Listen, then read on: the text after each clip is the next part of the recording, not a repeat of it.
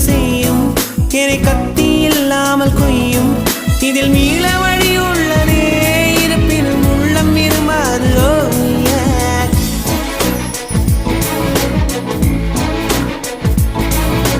விழிகளின் அருகினில் வானம் வெகு தொலைவினில்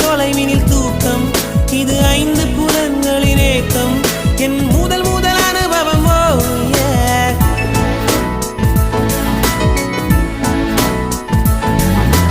ஒலியின்றி உதடுகள் பேசும் பெரும் புயலென வெளிவரும் சுவாசம் ஒரு சுவடின்றி